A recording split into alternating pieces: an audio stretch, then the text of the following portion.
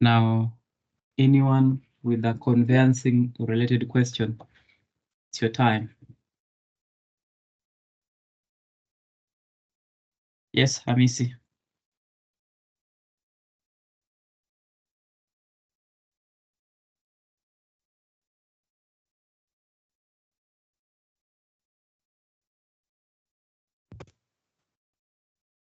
Good evening, Jacktone. Good evening, my Hodo, Hamisi. Good evening, Jacktone. Can you hear me? Yes, I can hear you. Good evening. Yes, I can hear you now. Okay, proceed. Yes, okay. My question is, Mm. in practice, lawyers Mm. are always advised when there is a transaction of selling an interest in land.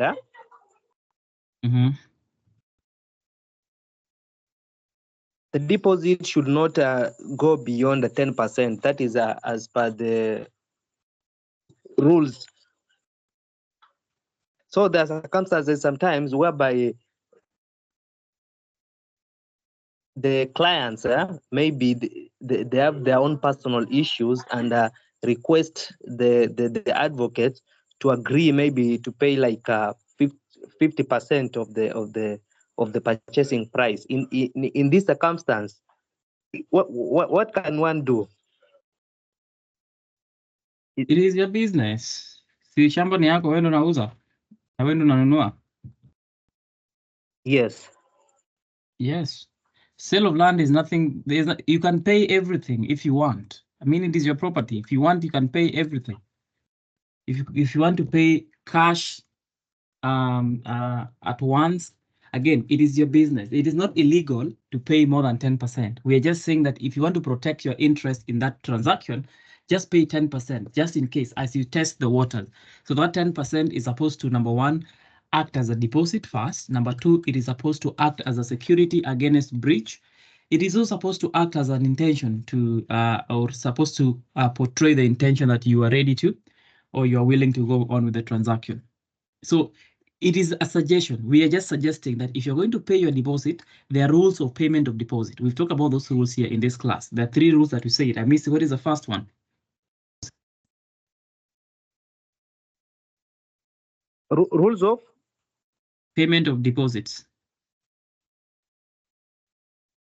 Yes, rule number 1, it's not supposed to be more than 10%, and rule number 2, it's supposed to be paid to the vendor's advocate in an account, an escrow account, not directly to the vendor. Your escrow account is wapi, my friend? Who said the escrow account? Where do you pay if you're paying Joint the account. vendor? What do you pay? Who do you pay to? To the vendor's advocate. Next.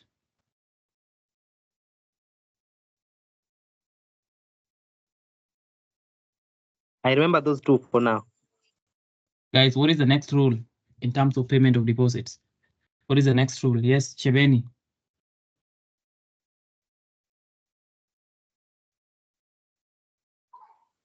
Chebeni? You use electronic method paying.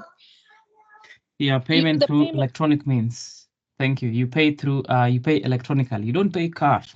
But again, we are not saying that we will beat you if you pay cash. It is your business. It is your land. You're the one trying to buy it. It is your money.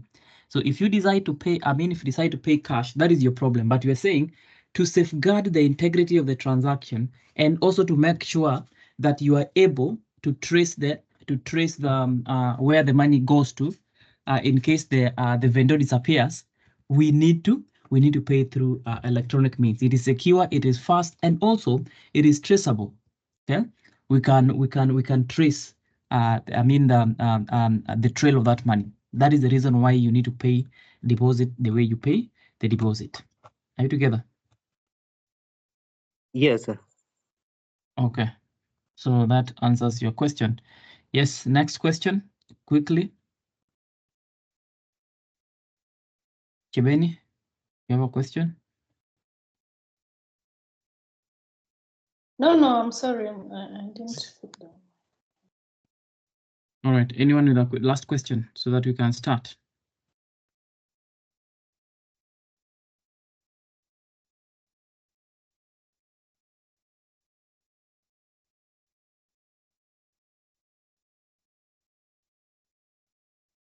All right.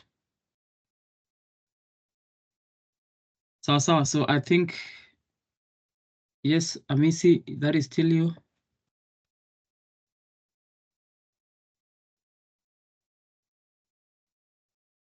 Joy. Okay, I wanted to kindly request you elaborate about the principles, like the Torrance principle. Principles of what? There are certain principles in conveyancing. Some of them, I can just remember a few off the top of my head. The mirror principles. Those principles Yes. are based on topics. Each and every principle falls within a topic. And I gave you an assignment in terms of goals of registration. Did you look at the goals of registration?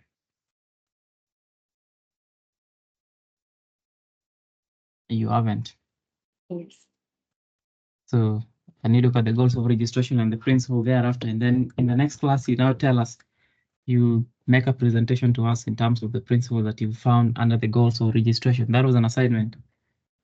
All right, guys, I want us to start. And talk about a few things. I want to start and talk about a few things and probably complete the topic about charges.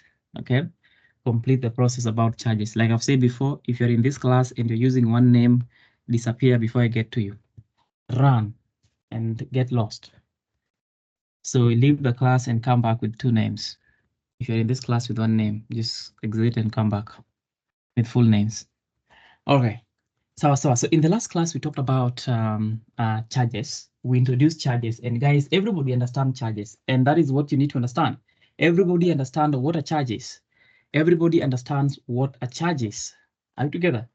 If you are in this class, you might have seen people taking loans. You might have seen people charging their properties. So charge is not a charge, or a mortgage is not, a foreign word in your dictionary. It's the same thing, you know it. Now, from the context of you understanding what a charge is, bring it here, okay? Bring it here so that we can discuss what really is a charge and why is a charge an interest. Now, that is the last interest we are going to be talking about.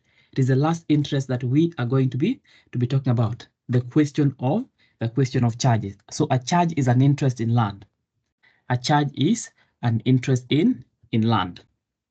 Now, we talked about the definition of a charge, and we said that this is an interest in land that secures performance of an obligation or even payment of a specific amount of money. This is an interest in land that secures performance of an obligation or payment of certain amount of money. So we also said that in terms of charges, you can charge your property not because you've taken a loan, but because you have promised to do something. You're charging the property because you have promised to do something. So it doesn't have to be money, just money. Okay? It can be performance of an obligation. You promise that you're going to till the land. Okay? You promise that you're going to build the house. So for us to hold you to that promise, you will charge the property so that if you don't build the house, we shall sell your property as a security. Guys, are we together? That is what you're saying. So a charge is a security, it's an interest that secures performance of an obligation. It means if that obligation is performed, then the charge interest will lapse. Are we together? So I want you to understand that perspective very, very well. I want you to understand that point very, very well and extremely very well. I may see, put you on down. I may see. So we talked about the various parties to a charge. In the last class, we explained who the parties to a charge are, and we said we have the chargee. The chargee is the lender, and we said that the lender doesn't have to be the bank, but most of the time the lender is the bank because it is the bank that has the money anyway. So the lender is the bank. Or sometimes the lender could be a natural person, or sometimes the lender could be a microfinance. Okay, microfinance. We are saying could be Kenya Women Finance Trust, could be a SACCO, could be a cooperative society. Any person could be a lender so long as you have the money to lend, and therefore we call you the chargee. So the chargee is the one having the interest over that land. That interest is held by the chargee. Are you together? That interest is held by the chargee. The same way, the leasehold interest is held by the lessee. Now, the second party we talked about is the person we're calling the charger. The charger is the owner of the property that is being charged. Are you together? The person that owns the property that is being charged, that is the person we are calling the charger. OR, the charger. Are we guys together? Now, the charger, again, could be a natural person or could be an institution or even a company. Even the bank could be a charger.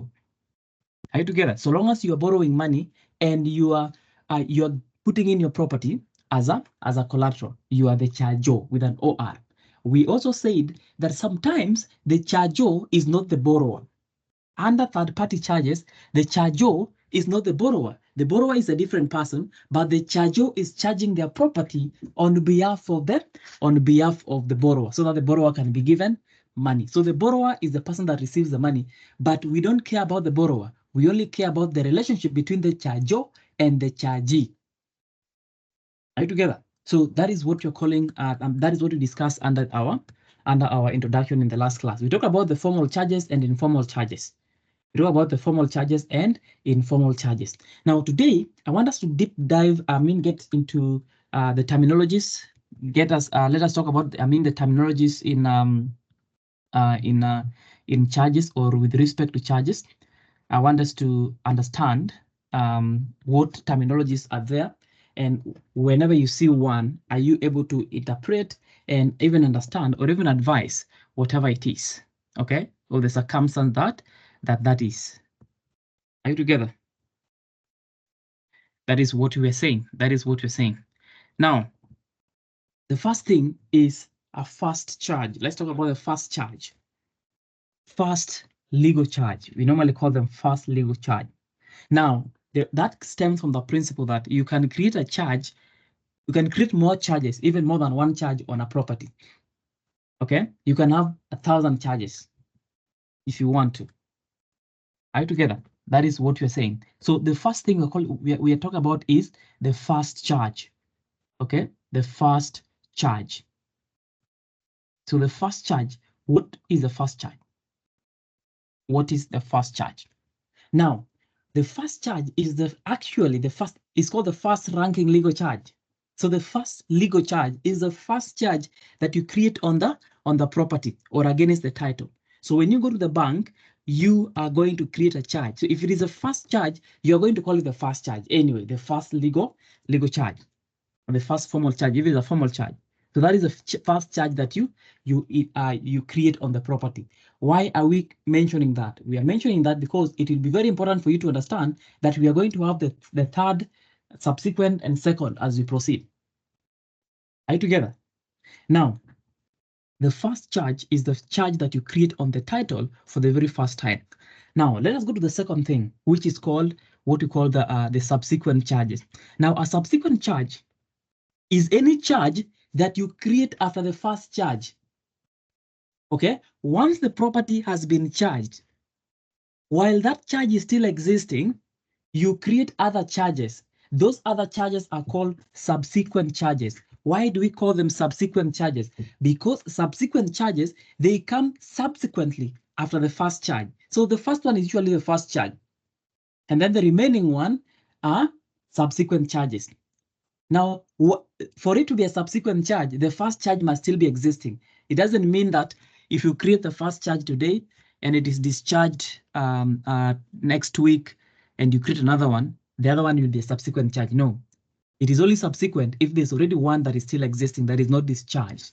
Are you together? So that is what you're saying. So that is the first charge and the subsequent charges. Now, under subsequent charges, we have two things. We have a further charge and then we have a second charge.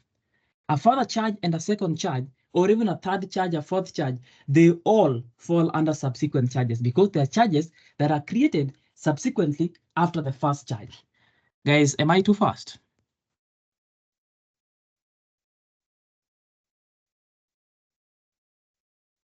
Mm-hmm.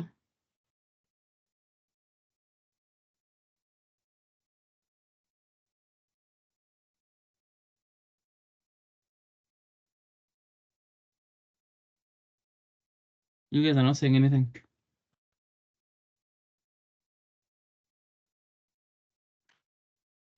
Yeah, following. I'm not It's getting okay. what you guys. Okay, if you're fine, then let's proceed. Now, said we have the first charge, and then after the first charge, we have now we have other charges. Now, those other charges are called subsequent charges. Subsequent charges. Now, subsequent charges. Sorry, subsequent charges could either be second charges, or they could be further charges. So let's start with what we call a further charge. Let us start with what we call a further charge. Okay, what is a further charge? What is a further charge? Now, a further charge is another charge that you take from the same bank on the same property. So let us talk about, let's say Abigail. Abigail takes the first loan from KCB Bank, and Abigail creates a charge on his property, and his property is LR number 134. That is a piece of land. Okay. Now, after taking the this same charge, this charge is called the first charge. Now, Abigail goes back to KCB again and tell KCB that, hey, add me some money, give me more on the same property that you have. You have my title there. Okay, you have my title there. Normally, the bank will have your title. They will hold your title. So you have my title there. On top of that title, add me something else. The first one you gave me 2 million. Now add me another 2 million. So this other 2 million that you're getting from the same bank that gave you the first charge on the same property, it is called a further charge. Are you together? It is called a further charge. Guys, are we speaking from the same page? Absolutely. Yes. Okay. All right, so now that is, so further, same bank or same lender, same property, same borrower. Okay, or the same charge. So the same property that you put at the bank, the same bank, they are adding you on top of what they've given you. That is a further charge. Okay. Number two is what you call a second charge. Now, from under subsequent charges, I've said we have further charges and second charges. Now, what is a second charge? Now, a second charge is now a charge on the same property, but from a different bank. Okay. So you took a loan with your land. Okay. You took a loan with your land at KCB and you're given 2 million and the property was charged. Now, this second time, you go to a different bank. Okay, you go to NCBA, but with the same property. Okay, so on top of what KCB gave you, the 2 million KCB gave you on your property, NCBA also is seeking to give you another 1 million on the same property. Now, the fact that you've gone to another bank makes it a second. So when another bank comes in place, then a second charge. When it is the same bank, further. When it is another bank, second. Okay, so after you leave NCBA, you can decide to go to ABSA. Same property. That will be a third charge. You go to another bank, StanChart, a fourth charge. So anytime you go to another bank, it increases to, the number increases. But if you're still in the same bank, then they are called further charges. So further advances. So the bank gives you further advances. So they gave you 2 million, they add you another 2 million. That is a further charge. So they're charging the property further. But if you go to the other bank, it means you are going to bring in the person you are calling. You are going to bring in the person you are calling the second chargee. When you bring in another chargee, that becomes a second charge. because there's another chargee. Okay? So what defines whether it is father or second is whether there's another chargee in the question. If there's another chargee in the question, then you count the charges that are there, and then you say it is a second, third, fourth, or fifth charge. Okay? But if there's no other chargee in the question, it is just a father charge, father charge, father charge, father charge, father charge, father charge. Are we together? That is the difference between a father charge and a second charge. Guys, are we together?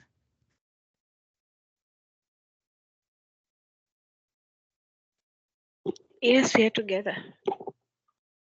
Yes, we are. Okay, what is your question? My question is, how do you differentiate a further charge from the first bank and the second bank? Can we talk about further second charge? What do you mean further second charge? If it's coming from the second bank. If the second bank has given you I've given you a facility on the same property, and now you've gone back again to the second bank for a further charge. So how do we differentiate it from the further charge of the first? There's no need to differentiate it. There's no need to differentiate it. You'll be told that KCB gave you a further charge. Okay? NCBA gave you a further charge. There's nothing to differentiate there. There's no circumstance that will require you to differentiate them. You will just know that, hey, I went to the same bank, they gave me 2 loans. That is the further charge at at KCB. I went to the second bank, they gave me 2 loans again. So that is an NCBS further charge. So every party will have, you can have further charges everywhere you go. You can borrow twice per bank, even if it's the 30 banks. Okay, so there's no point you'll be called to differentiate the two. Okay, there's no specific name that is given to them. But even in a question, you'll just be told that this person took a loan from this place, and then he was given a further advance at this place. And then we go to the another place, and then he was given the second charge and then a further charge. Okay, so again, what will differentiate them is who is the chargee and what date were they issued. You get what I'm saying? Thank you. Yes, Rachel. Okay, my question is, when you're taking out now the second charge, do you discharge the property from the other bank you had borrowed, or you how is it done? Now, normally, you don't discharge the other property, but normally what happens in practice is very different. In practice is very different. Okay, it is possible in practice, very hard, but it is possible in practice. So what normally happens, you write a note to the first bank and have them register a charge on your behalf. So if it is NCBA will write to KCB and have KCB register another charge on that property. So, or the alternative of that happens in practice is a loan takeover. Okay, so in practice, you can do it by having the first bank register that charge for you. But most of the time, what happens is that you get a loan takeover. You do a loan takeover. I'm talking about loan takeovers right now. So loan takeover simply means that if you're going to NCBA after going to KCB, then let NCBA pay the first bank, and then you now deal with NCBA. So we transfer the loan from the first bank to the second bank, plus the title to the first bank, so the second bank. I don't know that you got what I said. Yeah, it's clear now. Yeah, so normally in practice, because of banking practice, they don't allow it because they are too insecure to allow that. The title go somewhere else. So they will keep the title. So if you insist on not doing a loan takeover, you will have the first bank, of course, do either an undertaking that give us the title. We register our charge on it. Once we register our charge on it, we'll bring it back to you as the first bank. Or you can pay them to do the charge for you, or you can do a loan takeover. Loan takeover is the instance where you are paying, okay? You're paying the first bank, and then now the charger will pay you. I'm going to talk about that transaction in a few. All right, but of course, anything you're going to do with the second bank, the third bank, and the fourth bank, there must be consent from the first bank. You cannot register the second charge, the third charge, the fourth charge, if the first bank has not given the consent. That is the first chargee. They have to give the consent. Are you together?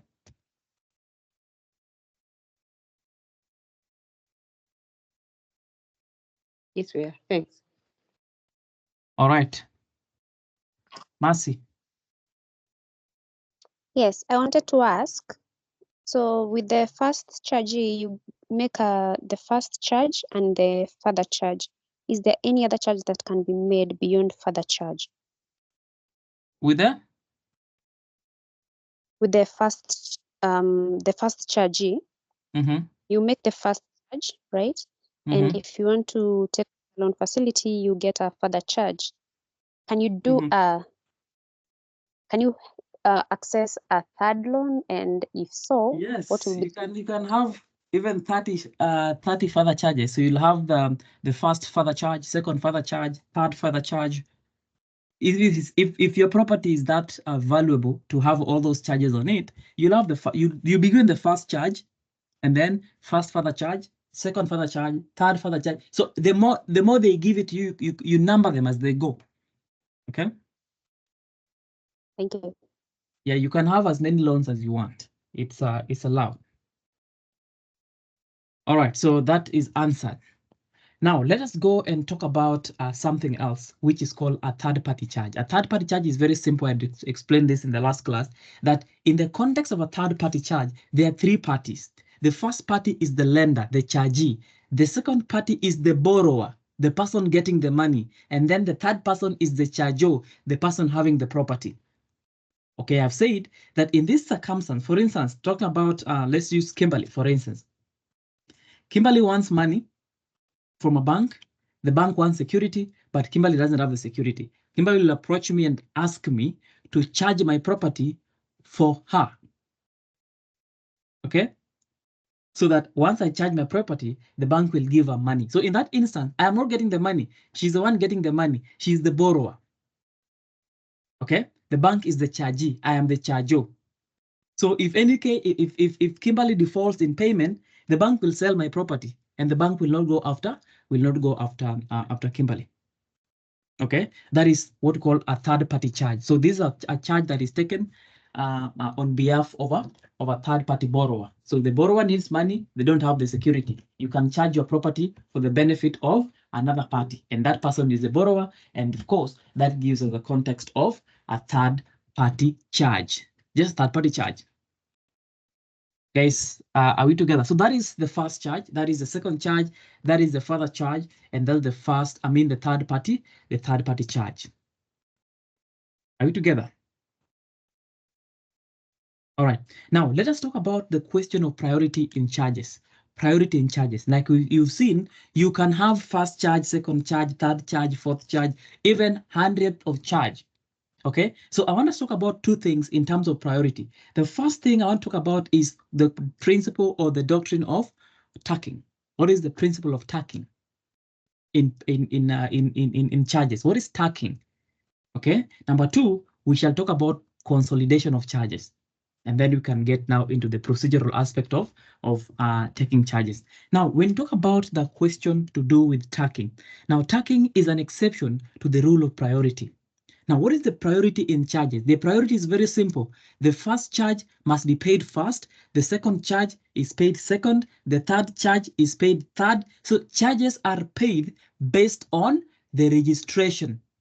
So the first charge to be registered will be paid first. But if we have registered charge and unregistered charge, of course, the registered charge will take precedence. So registered versus unregistered, registered. All registered the first in time. So charges are supposed to be paid according to the priority, which in the sense I'm saying, if you take the first loan from KCB, second loan from NCBA, and third loan from ABSA, you first pay KCB, you go to NCBA, and then whatever remains, you pay ABSA. That is what we call the rule of priority. But now we have something called tacking. We have the principle of tacking. What is tacking? What is tacking? What is tacking? Now, tacking is an exception to the rule of priority. How is tacking an exception to the rule of priority? How is it an exception to the rule of priority? How is tacking an exception to the rule of priority? Very, very important. Now, let's have an example. The first bank, the first charge, KCB. The second charge, NCBA.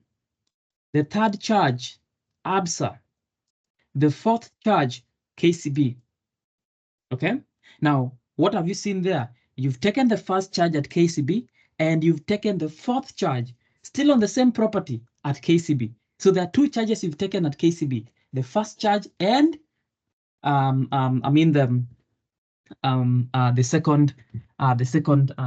fourth charge. So the first one, KCB, the last one, KCB. Okay. Now, the principle of tacking allows a bank, okay, to prefer priority over the charges they have given to the charger over any other charge. So what I'm saying in simple is, when you include what we call the tacking clause in your charge agreement, then it allows you to claim all your charges that you've given this person over the same property before they can pay any other bank. For instance, in our case, there are 4 charges. The first charge was given by KCB. Second advance is given by NCBA. The third one is ABSA. And then the last one, this person came back to KCB. Now, the principle of tacking allows KCB to get the first payment and then claim the fourth payment before the second bank, which is NCBA, is paid and before ABSA is paid. So when you tack, it messes with priority. When you tack the charge, it simply says that even if I give you another charge after other banks have given you another charge, you will still pay me first, because the rule of priority will demand you pay KCB, NCBA, ABSA, and then go back to KCB. But when KCB tacks, it means that KCB will be paid first, okay? And then that is when you pay NCBA. It means everything that you owe KCB, you'll pay KCB first, and then that is when you'll pay the second and the third and the fourth. So you first pay KCB first before you go with the priority. I don't know whether it's making sense.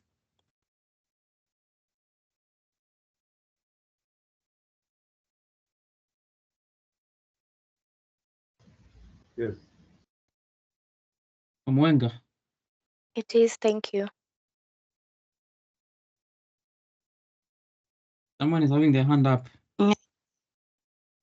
What if ABSA made the tacking? When you cannot tack to affect the first bank. The first bank has the right to tack. It is the first bank that will tack. If ABSA tacks, ABSA can only tack after that tacking clause in ABSA can only affect other banks that are not up in priority. So for instance, KCB is number 1, NCBA is number 2, okay? ABSA is number 3. So if ABSA tacks, ABSA cannot affect NCBA and KCB because these are initial charges that came before ABSA.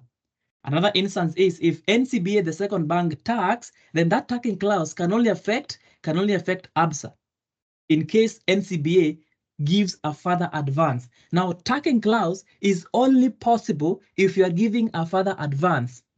I don't know whether you're getting the point. So when you are tacking, you're simply saying, I am giving a further advance, and that further advance will rank in priority over any other a bank. So it doesn't mean that if you're number 10, you can tack so that you can go before number 1. No. I don't know whether you're getting what I'm saying. It doesn't mean if you're number 5, you can tack so that you can go before number 1. No. Number 1 can tack so that the tacking effect, the tacking clause only affects the further advances. Are you together? So if you're the first bank, KCB, when you're tacking, you're simply saying that during the course of our relationship, we might give you further loans, but these further loans might come at a time when you've been given other loans by other people. If we give you those further loans, even if we are number 30 in the list, you will first pay us first before you proceed and pay everyone else. I don't know whether you're getting what I'm saying. I don't know whether you're getting what I'm saying. So the tacking only affect the further advance. It doesn't mean that now the third bank or the sixth bank can just wake up and tack so that they can be given priority. No, if you are the sixth bank and you are tacking, then that can only affect the seventh, the eighth, and the ninth bank going down, not up the priority, down the priority. I don't know whether guys we are understanding what I'm saying. So tacking is with effect to the advance, the further charge. You only tack the further charge. Let me say it like that. You tack the further advance. Okay? For instance, you're telling your friend, nishakupea thao saa hii. Okay? Wewe najua unaomba loan kila mahali. Okay? Nimekupea thao saa hii. You umesema unalipwa salary next week. Okay? Sasa, the normal rule is ukipata salary utanilipa loan na ulipa hao wengine. Okay? But if I tack, it means ukirudi hapa nikupee pesa tena. Hata kama nitakupea next week, utanilipa hii na unilipe hiyo ya next week kabla ulipe mwenye atakupea kesho. So tunasema kama the first bank, malizana na mimi kwanza ndio uende na priority. So if you had 10 loans from KCB and they're deep down the priority, utanilipa hizo zote kwanza ndio sasa uendelee na priority because I included a tacking clause. So tacking clause is with the effect of giving priority to the further advance. Remember that a further charge is issued way later in time. By the time KCB is giving you another loan, kuna wenye walishakupea. Some other banks might have given you a loan. So we're just saying if that is the case, that by the time you're giving you a further advance, wengine walishakupea, you will skip those others and pay us first, and then you can go and pay the rest. I don't know whether you are getting, or guys, are we speaking on the same page?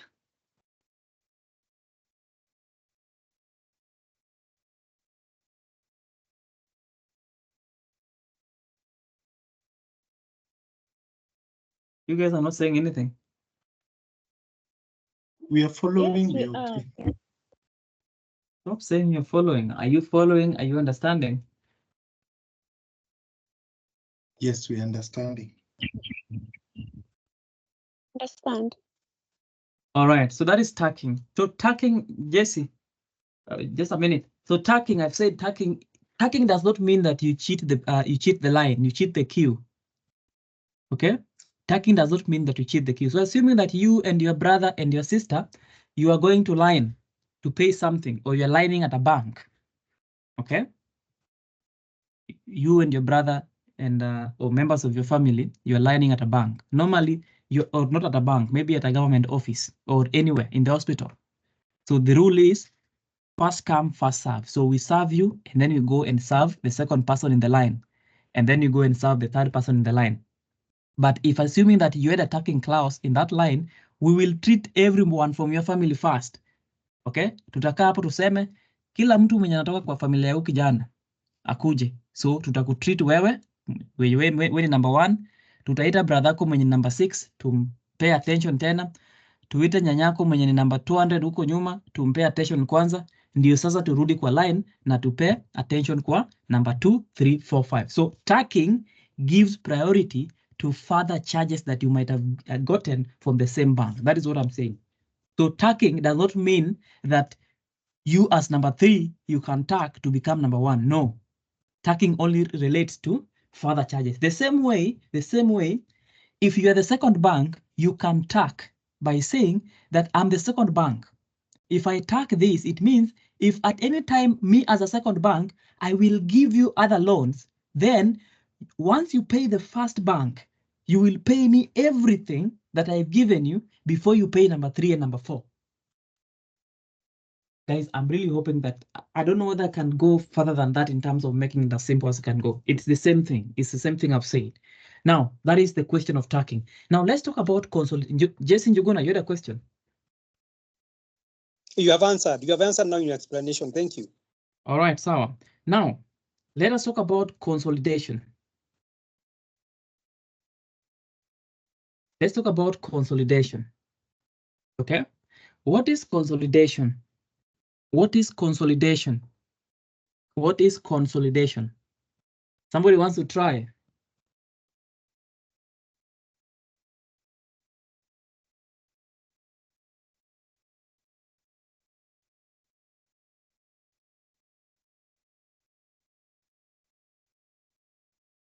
Dan Joseph Omondi. Can we say that it is from the word, just from the general meaning of consolidation, putting together two charges? For instance, if I want to put the first charge and the second charge together. Yeah. Okay. Now it is you have a point, but let me explain it from this perspective. Now, consolidation of charges. Uko, you have a point? Want to add?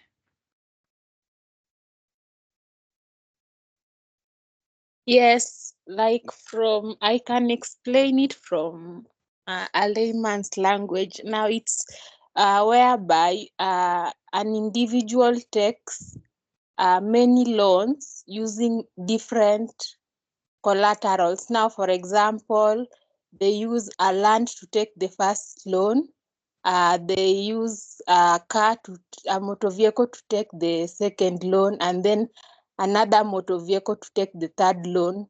Now, in paying back the loans, now the bank decides that they can't, like for example, if they clear the first loan that they used land to take, they won't be returned to the title deed. So unless they have to pay the entire loan, that is when the bank will release all the collaterals they used to secure the loan. So the bank consolidates all the collateral such that after paying all the charges, that is when all the collaterals are released. That is how I understand it. All right, beautiful. That is exactly what it is. That is exactly what it is.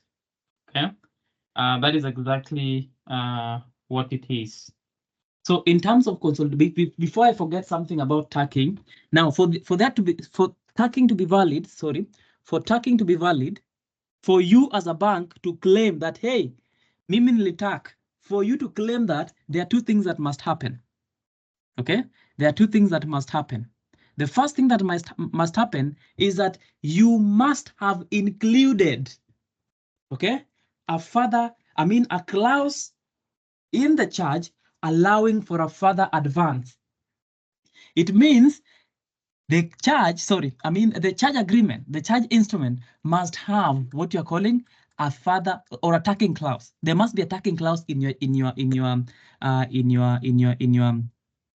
charge agreement. So if the charging agreement did not have a tacking clause, you can't tack. Now the tacking clause is a clause that says we might give you further advances. So that charge agreement must have said that you as the first bank, you would give further advances to the charger. And then when you give those further advances, you might confer priority over those further advances. So lazima ikuwe that you guys mlielewana that tutakupea further advances na hiyo further advances we will tack them. I hope you are getting what I'm saying. So the first condition is you must have included a tacking clause in your agreement. If there's no tacking clause, you cannot just wake up from the first bank and say, "Oh, I want to tack." No, it must have been in the charge agreement. That is the first one.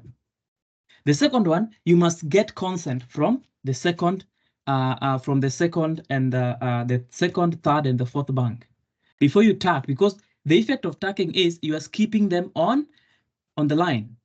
So before you skip them on the line, you must have gotten the consent from them. Now this consent is obvious. They must give the second bank, third bank, fourth bank, they must give consent. Why? Because if they don't give consent, then the first chargee will not even give consent for the second and the third and the fourth bank to create their charge. So we are simply saying these banks need each other. They need each other, and that's why they cannot refuse consent. Okay? The first bank will need these other banks to give consent so that they can tack. Okay? And in fact, as a matter of fact, when you are giving the second loan, you already see the charge agreement and you've seen that there's a tacking clause here. So ukipeana hiyo loan unajua vizuri, there's a tacking clause. So you cannot refuse consent that is requested by the first bank. At the same time, you as the second bank, you cannot create this charge on the property if the first bank says no. So it is an interdependent relationship. They both need each other. So you must include a tacking clause and you must get consent from the second and the third and the fourth bank. Guys, are we together? So consent from other charges and also a tacking clause. So the tacking clause simply says that you will get further advances and those further advances will rank in priority over other charges. That is what the tacking clause will say. So you explain it the way I've just explained it, that for there to be for the first bank to successfully claim tacking. Now, guys, a question on tacking will be set without the examiner mentioning the word tacking. A question on consolidation will be set without the examiner mentioning consolidation. So the only thing in conveyancing you need to understand is understand the concept. What is the concept? What is the story behind this question? When you see somebody saying that, oh, I gave you the first loan and I'm giving you the third one and I want you to pay the third one before you pay the second one, in your mind, automatically, you need to go and run and talk about tacking and say this is tacking. Or if you see a person having different charges on different properties and the bank saying that you have to pay all of them, that is consolidation. So let's talk about consolidation. Now, consolidation is the instance where a bank, okay, the bank consolidates all the charges they have given you. All the charges they have given you. And this is not a further charge. It means we are dealing with KCB, which is the richest bank in Kenya right now.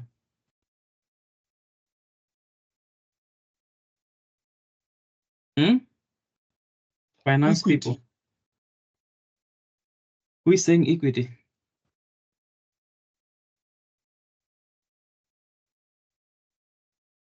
Who banks at equity? Mercy, Kiungi. Yes. Are you banking at equity? No, I'm not banking at equity, but I wanted to make a rough guess that it's Absa, which is the richest bank. No, Absa is still poor. Oh, sad. Absa is still poor. Anyway, it is KCB. KCB is the richest bank in terms of everything else. Everything else. Yes, yes. It is equity banking for the last 2 years, and when you want to know the bank's value, it's all that it's based on the asset. So KCB is number 2. Yeah, looking at, you know, we are not factoring. Okay. We are not factoring. I agree with you. Equity has been in terms of even coverage. Equity is doing so well, but if you factor in the assets from National Bank, KCB is still on top of equity. But some people would want to separate National Bank from KCB Bank because they're two different entities, but they're working for the same group. And remember the reason why KCB Group acquired National Bank is because of the assets. National Bank used to be the richest bank in terms of assets, and that is why it was acquired by the KCB Group. So KCB Bank did not acquire National Bank. No, they are sisters. None acquired the other. They're sisters. They're all working for KCB Group. KCB Group is the mother company for KCB Bank, National Bank, and other affiliate financials under that. But anyway, it's not a big deal. It's not a big deal. Whichever is rich, it depends on who is writing the blog and who is at the deck. But anyway, so assuming that you're banking at at KCB. Okay, assuming that you're banking at KCB, but of course, even people who are banking at equity, you need to be very careful with equity in terms of that bank will go down very soon. It's a very rich bank, but in terms of cyber attacks and everything else, you need to be very careful with equity if you love your money. But anyway, at this age also you should not be keeping your money in the bank. But still, let's assume you're banking at KCB. Okay, so you're a rich man, you're a very rich man, or you're a rich lady. You have a piece of land in Karen. That is your first property. So you go to KCB Bank, you tell KCB, hey, I have this piece of land in Karen. I want a loan of 30 million. The bank gives you 30 million. You go back to KCB and tell KCB, hey, I have this house here in the CBD. Give me a loan of 5 million. The bank gives you a loan of 5 million. You go back to the bank and tell the bank that, hey, I bought a new apartment. I bought a new apartment in Kileleshwa. I want a loan of 10 million. Okay, so you have an apartment, I have a loan of 10 million. Then of course the bank will give you a loan of 10 million. Okay, now at the end of the day, the bank has charged 3 of your properties and the bank has given you how much? 45 million in terms of the loan. So in terms of priority, normally you need to pay back 30 million and get your property in Karen back. Discharge the current property. You pay another 5 million, you discharge your house in the CBD, and then you pay the last 10 million and you get your apartment in Kileleshwa. That is the rule of priority. Okay, but KCB, while creating the charge, they might include what you call a consolidation clause, saying at any time we might decide to consolidate all the charges that we've given you. Okay, now that will mean that KCB will send you a letter and they will tell you, my friend, you owe us 45 million. So pay us all the 45 million, and that is when we will charge any property. So until you pay 45 million, we will not give you any property. So whether you pay 30 million, we will not give you the land. Whether you pay 10, we will not discharge any property until you pay the entire amount that you owe. Why do banks do that? Banks do that to protect themselves against losses, and these losses could be as a result of depreciation of the property. For instance, if it is a house, houses do depreciate. You know, the value do go down. Some people can take a loan for 10 million now and secure that with the apartment. 5 years down the line, that apartment is not even looking like it's 10 million. It has depreciated, and people will say, oh, mi nitachia bank hiyo nyumba. The bank will not want that business with you. The banks don't play those jokes with you. So if the bank thinks that this specific apartment will depreciate and this person will run away and leave it for us, they will consolidate together with your land in Karen and your house in Kileleshwa, so that if you don't pay, they will sell one of them to recover whatever you owe them. So you pay everything and get your properties back. If you don't pay even one shilling, you don't get any property back. That is consolidation, and it's very simple. The bank is trying to secure itself from losses. The bank doesn't like losses. The bank is in the business of making money and creating money. The bank creates money. The bank doesn't spend money. Okay, you've realized that when you go to the bank to take a loan, the bank will not spend even 1 shilling. You will spend everything, including paying the bank's lawyers. You're the one who will pay the bank's lawyer. So the bank is in the business of making money, and therefore they need to secure themselves against any chances of making a loss. So if they see that one property is depreciating and you have other 3 properties that are not depreciating, they will consolidate all of them so that you pay everything, you get back your properties, or you leave your properties with them. Are we together in terms of code? So that again is a rule against priority, where we are saying instead of paying this property and getting it back, you consolidate all of them. Tuko sawa? Mutu?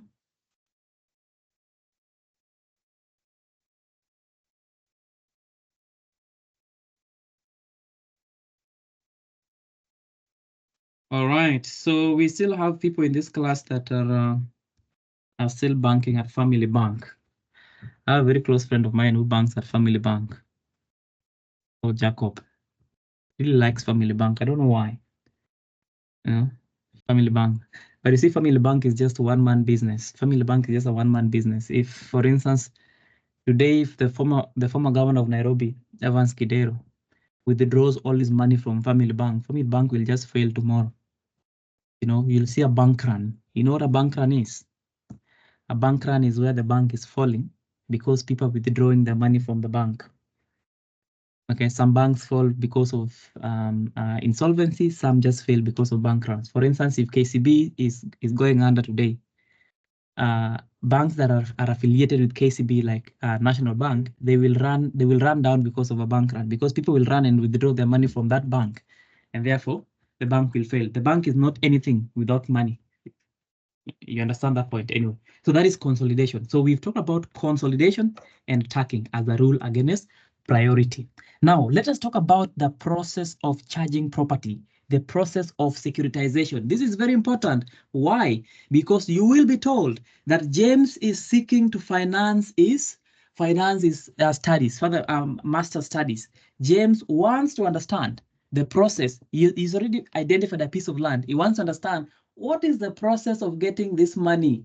What is the process of getting this money from the bank? That is the process of securitization, the process of creating a charge. Like I said in the first class, the process of dealing with any disposition in land is the same. The process of transferring land, same as the process of leasing land, same as the process of charging land.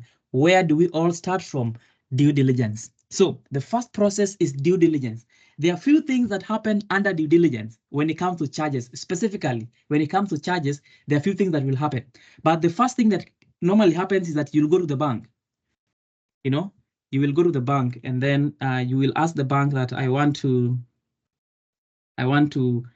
take a loan. Okay, and the bank will ask you how much do you need. Okay, and then you will tell the bank how much you need. Okay, so it normally starts from you walking into a bank and then you borrow money, and then of course it starts there. So due diligence is a little bit different. You know, due diligence is a little bit different. It's different in the sense that you need to first walk into a bank and then ask for a loan. Guys, I'm hoping that we've closed the preliminary aspects of charges. Now we are understanding the process of charging. So I've said the first thing normally is you go to the bank and borrow money.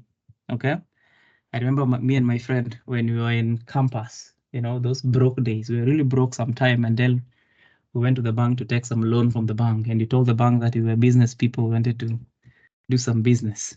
You know, that lady just looked at us and told us, "We'll get back to you. Leave us your email address." You know, until today they have not called us. Maybe they're still considering our application.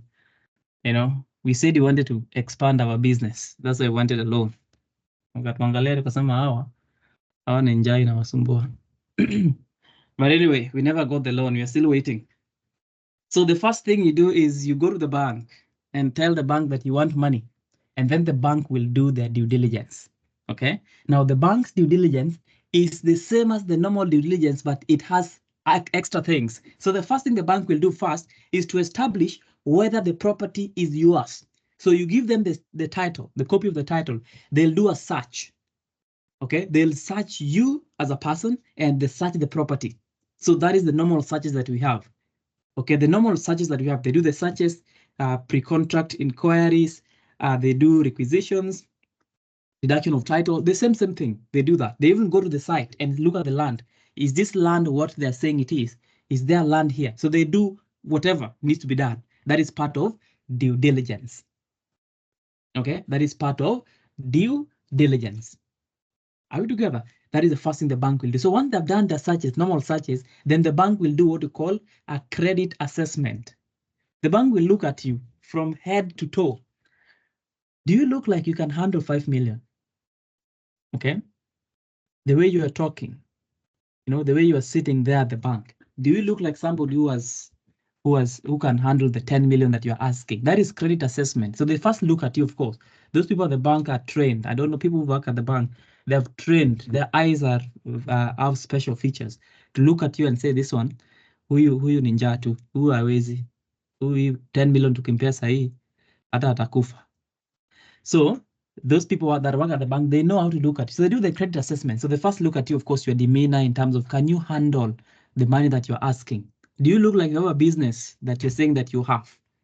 Number 2, CRB. Okay. Number 2, CRB. Of course, even in the CRB, of course, they have to confirm whether you've been listed. You know, whether you've been listed. So they say they contact the entities, they confirm whether you have a clearance from CRB. Do you have any history of defaulting?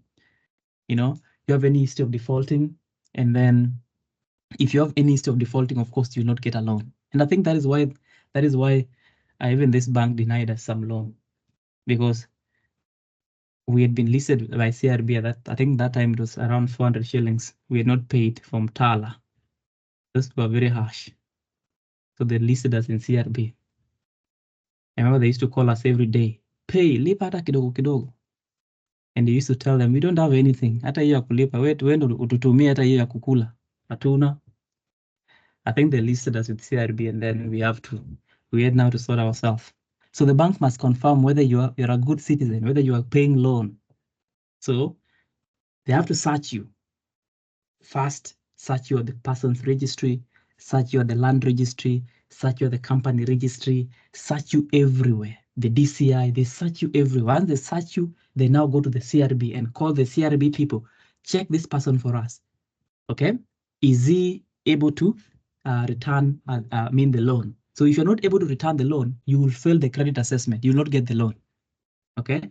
So that is credit assessment. Very, very important for the bank. Credit assessment, part of due diligence.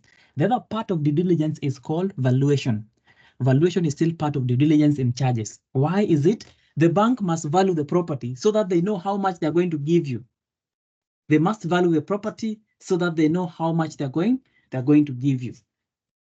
Are we together? So valuation. So in terms of valuation, there are two types of valuation. There's the market value valuation and the for sale value valuation.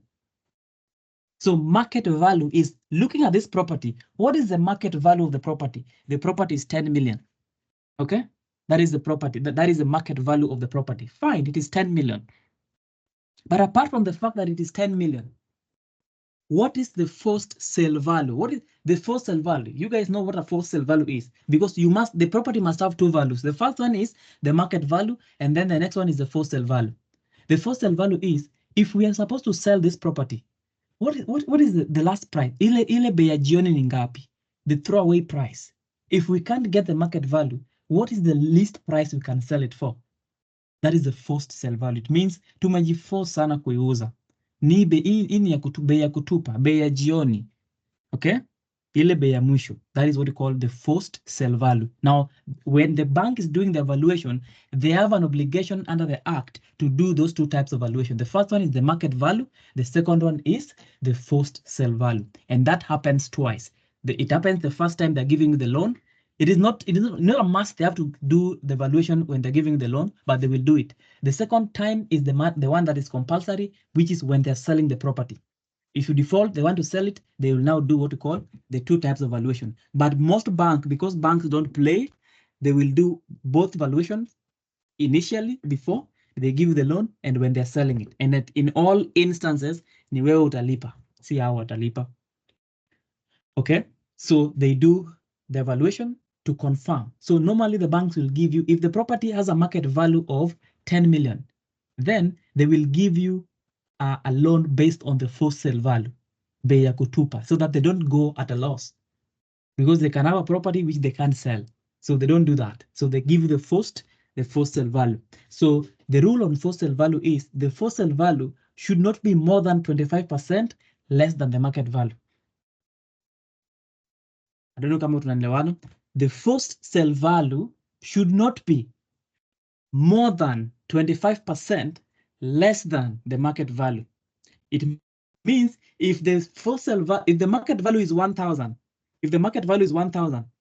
then the first sale value should be 25% less, at least 25% less, which is at most 25% less, which is 750. 25% is 750. If the first sale value is market value is 1 million, the first sale value should be 750,000. If the market value is 10 million, then the first sale value should be 7.5 million. It should be at most. Ikienda sana, the difference between the market value and the first sale value should be 25%. Okay, that is the rule on first sale value. The bank is not allowed to sell it below the the for sale value, or 25% less than the market value, which is the for sale value. So the bank will give you the loan based on the for sale value. Now, once you pass the credit assessment, you pass the due diligence on the property and on the person, you pass the credit assessment, the banks will even confirm whether you're a criminal, whether you've been to committee. Banks check everything, whether you are living well with your wife, you know, whether you're a good father, you know.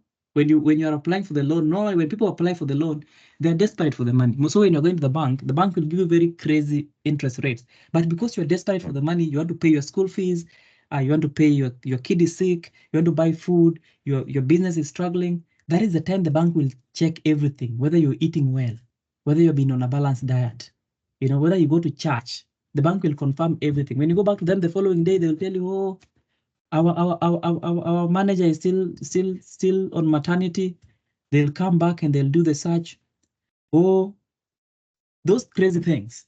The bank will most so if they have realized that the property is worthless, they will move you around until they don't give you the loan anyway. So again, the bank will do all those searches until they're done. After they're done, then we now go to the question of credit assessment. If they're done with the credit assessment, then they go to valuation. Once they're done with valuation, then they will give an instruction to the lawyers to prepare the offer letter. Now, the initial document that is drafted in a charge transaction or a charge relationship is an offer letter, and then a charge instrument. Now, an offer letter is the contract. It is not an offer, it is a contract. Guys, understand this. The moment the bank sends you the offer letter, once you sign it, the bank must give you the money. Once you sign the offer letter, that is the contract. It is the contract. The charge is not a contract. It is just an instrument. The contract is the what? The contract is the offer letter. So the bank will instruct their advocate to do what? To prepare the offer letter, and then they will send you the offer letter. After the offer letter has been prepared, normally what happens is that the offer letter is a standard document. In practice, that is in practice. But of course, in KSL, it is drafted. But in practice, it is a standard document. The bank will just make a photocopy of it and then send to the lawyers and ask them to draft a charge. So there are two documents so far. There is an offer letter and there is a charge. So the bank, the advocate will prepare the charge and prepare the offer letter, depending. So the offer letter will be sent to you. If you accept the terms, then the same terms will be reflected on the charge instrument. So that is drafting. So under drafting, let us talk about the contents of a charge instrument. Do we need to talk about them again? Do we need to talk about those contents? Because they are very obvious contents. The very obvious contents. Somebody will tell you to draft. Nobody will tell you to draft a charge instrument. Nobody will tell you to draft an offer letter, but you can be told to prepare the clauses in an offer letter or clauses in the charge instrument. They are the same clauses because it is a copy paste. So what are some of the details you will include in a charge instrument? Participation. Put up your hand. Whoa. Tell me, what would you include in a charge instrument? Clauses in a charge. Gani na gani na gani. Nyinyi watu. Yes, Edwin. Parties. Wewe. Nakuona sana. Even if you are the one who was marking that exam, ukifika kwa pepa yako, utajipea tu 0. Useme hapa sasa nilikuwa nasema nini? Ujipea tu 0. Na uendelee. Even if you are the one who was marking that paper. So, guys again, you know the answer. Don't just throw it. Those guys, if you've seen how silly exams are marked, those guys are drunkards. People that mark those exams are drunkards. They drink fast. You know, in fact, silly budgets for serious alcohol. And those guys are paid per paper. Whatever they mark, they're paid per paper. So they don't have time trying to ask themselves, what could Edwin have meant by parties? What did Edwin mean by parties? They don't have that time. Even if this person is your father, they will pass and give you 0 and go to another paper. Okay? So don't give the marker a reason to deny your mark. Be as wordy as possible. Yes, Magawa Immaculate.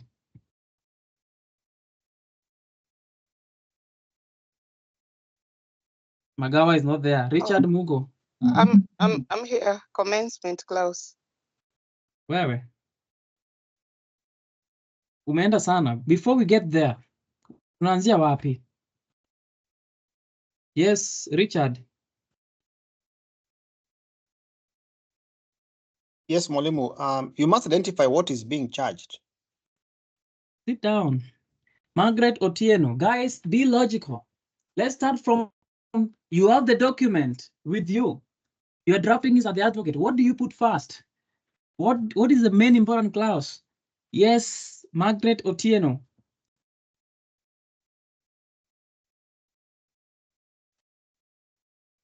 We can't hear you. Gitau Teresia. Description of the parties. Again, not making sense. Otieno Margaret, not there. Gitau Teresia, not there. Anyone else? Guys, can we be serious with this thing? It's a very simple thing. Yes, Otieno Margaret, we can't hear you. Can you speak? Guys. Hii ni aibu yote mmenipea. Wakiaga. I think you'll start with the description of the instrument itself. Wewe. Umeonja gani huko penye huko? Ni gani umeonja saa hii? Wangari Kamau. Guys. There is no clause as description of parties. Guys, that's what I'm saying. There's no clause like description of parties. Kamau Wangari. I think we can say the description of the chargee and the charger. Oh, who are they? Exactly, that's what I'm saying. So start by who is the chargee, number 1. That is 1 mark. Who is the charger, number 2. Guys, there's nothing like description of parties. Tell me the parties. Describe the charger. We are in a charge instrument. Which parties do you mean? We are in a charge instrument. And therefore, the chargee, the charger, their name and their description, including their ID and PO box. You've described that. Next, Stanley Wakiaga.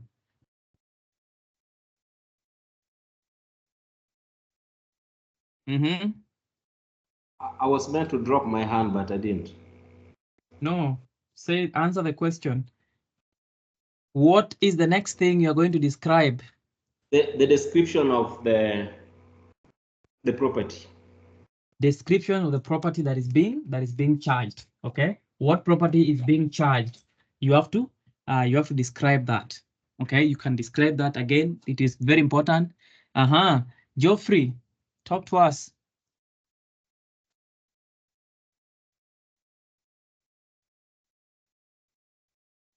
Yes, after that you describe the amount that or the monies that the individual might want. Secured obligation, very important also. What else are you going to have in this charge instrument? What else do you need, guys? Say something. Felista Capini.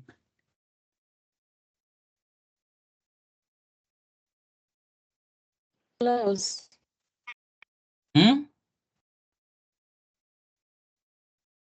The charging clause. The charging clause, very well. The charging clause is the one that now charges. It charges the property, the charging clause. Yes, Njeri. The interest rate. The interest clause, yes. Clause.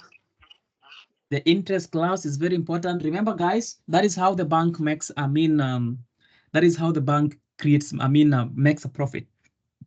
Like I've said, guys, 95%, no, not 95%, 97% of the money that you have is money that is created by banks. Okay, and which bank is it? This is the commercial banks, KCB, NCBA. They create money.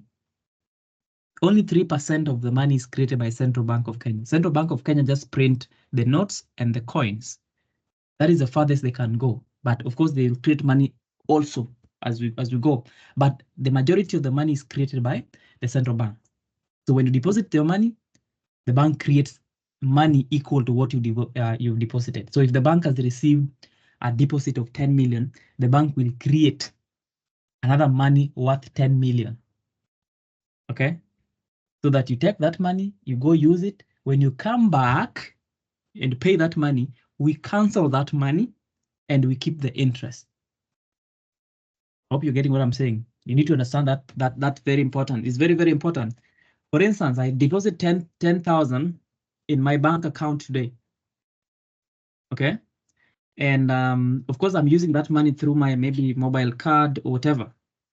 The bank will create another 10,000 and give it to a Kiaga. Okay. The bank will create another 10,000 and give it to a Kiaga through a loan. When Wakiaga takes a loan, the bank gives that money does not belong to Wakiaga and does not belong to me because I'm still using my money. My money is still in the bank. But Wakiaga also has been given 10K. So what is given to Wakiaga is the money that is created by the bank. The bank creates a loan for this guy. Okay. And then if Wakiaga returns the money, Wakiaga will pay back 12,000. For this 12,000, the bank will cancel 10,000, destroy the 10,000, and keep the 2K. I mean the 2K as interest. That is how money is made. But anyway, Felista Kathini, next clause. So we'll talk about the charging clause, the interest clause. Kimberly.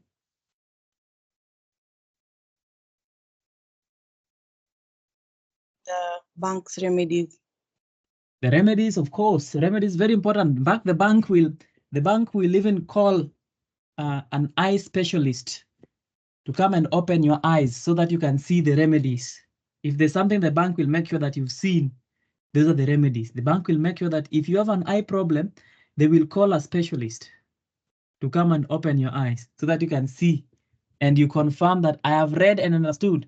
Because when the bank will come and sell your house, they will not be laughing and you cannot say that I didn't see. So they will make sure that you've seen it and you've read it. In fact, even before you sign, the bank will copy paste that specific clause.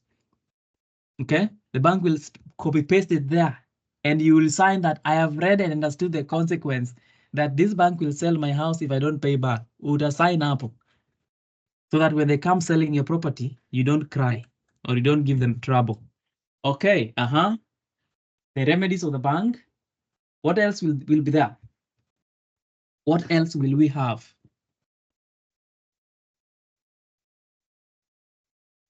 Guys.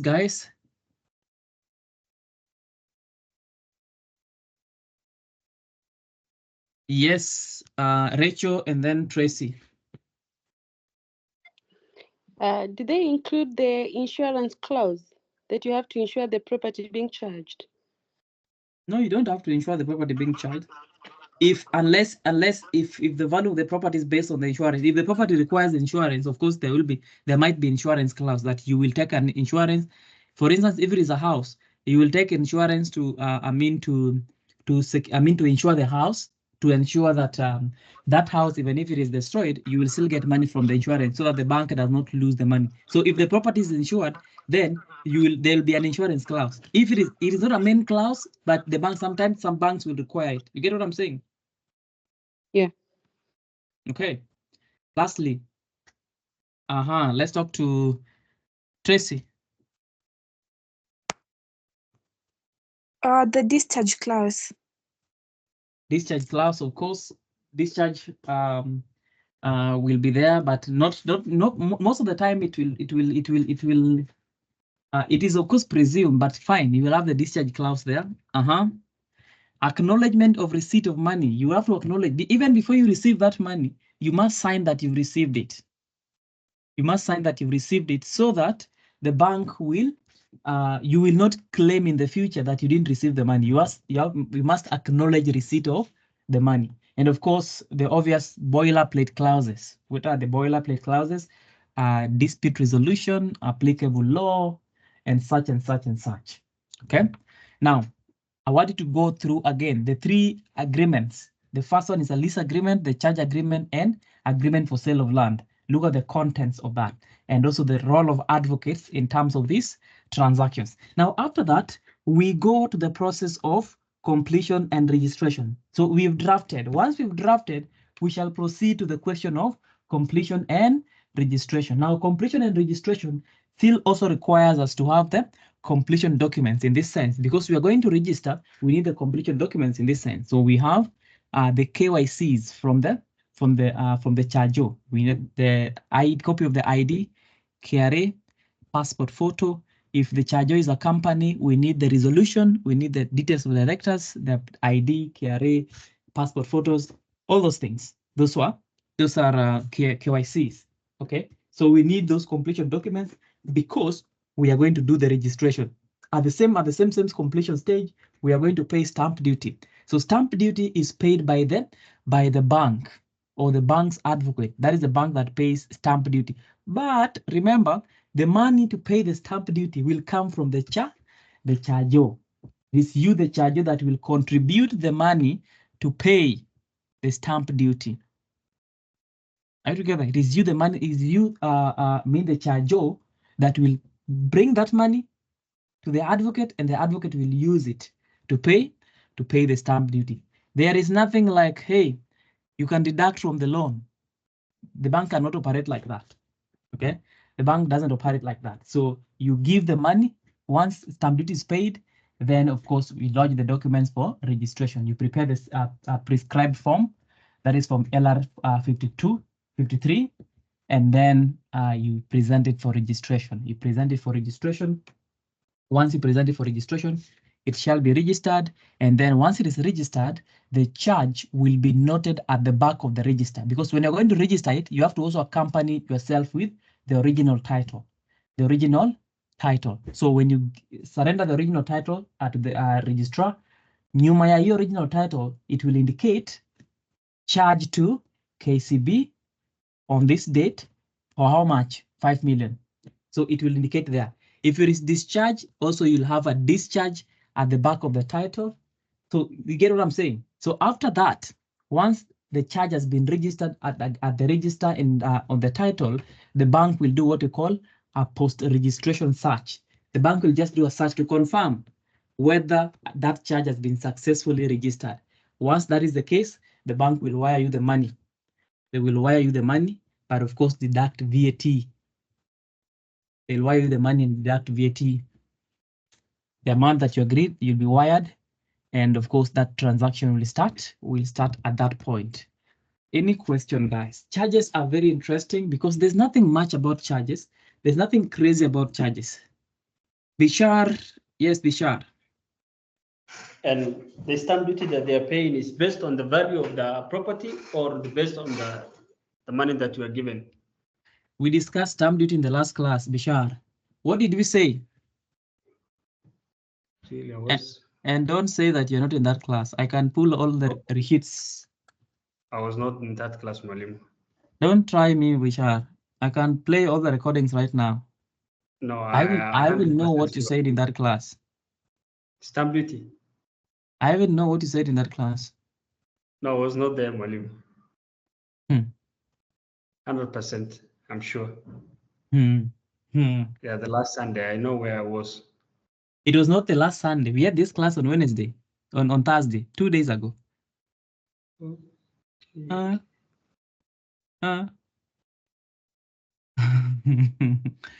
Anyway, Dan Joseph, can you help us? What is the basis for charging stamp duty? And even this question that I've just asked right now, you are the first person who tried answering this question and you got it wrong on the basis of stamp duty. The basis is usually on the market value or the ad valorem value, or whichever is higher. Wewe, umetoka wapi? Down, my friend. You're even giving the wrong answer. That is not what, guys, what is the basis of stamp duty? Tumeanza na mimi tena. Tumeanzana saa hii tu. Tumezoeana hivyo. What is the basis of stamp duty? Guys, we talked about that in the last class for 10 minutes. The basis. Lucy, what is the basis of stamp duty? Registration of document. Hey, wewe. Nakucheki sana na kwa kioo. Hey, Jesus Christ. I will get inside this meeting. Na mtapenda. Saa hii nikiingia kwa hii meeting saa hii. Vaji Barako, what is the basis? Guys. Hey. The basis, what is the, like I've said, guys, the basis. There's classification of tax based on the basis. Now we are saying if you're paying income tax, the basis is income. If you're paying export, okay? If you're paying, no, just just wait. Put your microphone off. If you're paying a VAT, the basis is vertible goods and services. If you're paying import duty, it is based on the imports. If you're exporting something, you pay the export duties. I'm now asking you right now, what is the basis for stamp duty? We say this, guys. Hey, Mungu shika mkono yangu. Aha, Baji Barako. You said the basis is the stamp. Thank you very much. It is a stamp. The stamp. The stamp. So when you are presenting a document for registration, the law requires that that document that is supposed to be registered must have a stamp. Okay? Everything that is supposed to be registered should have a stamp. If it's being registered in the official register, it must be stamped. Okay? Now that stamp, si ya wakili wako, okay, see a chief ni stamp ya serikali, and the person that issues the stamp is called the collector of stamp duty. So the person selling the stamp is called the collector of stamp duty. His office is at the land registry. So unaenda hapo kwa land registry, anakupea hiyo stamp, anakuwekea hapo, unamlipa. So ukipeleka ku register, wataangalia hiyo document yako na waone sawa. Collector ameweka stamp yake hapo. So what you're buying is the stamp. That is the basis. Now remember, the registrar huko kwa registry, yeye anataka stamp. Wewe ndo utajua utatoa stamp wapi. So utaenda, stamp is a requirement for registration. You go and buy the stamp. So when you buy the stamp, you pay a small fee, and that fee is called a duty. You pay a small duty for that stamp, and therefore stamp duty. Duty is just tax. That is what we said. Now, Bishar, have you remembered what we talked about? Not yet, Malimo. I still doubt that whether I've attended that class. All right, it's very easy. But anyway, I wanted someone to answer Bishar. Bishar, I want somebody to answer Bishar in terms of Bishar has asked a question on give me a minute. Bishar has asked a question on can somebody answer that question?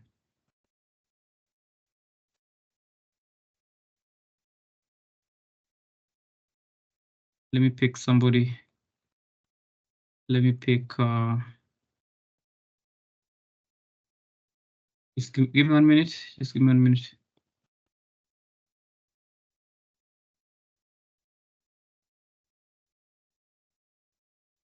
Yeah.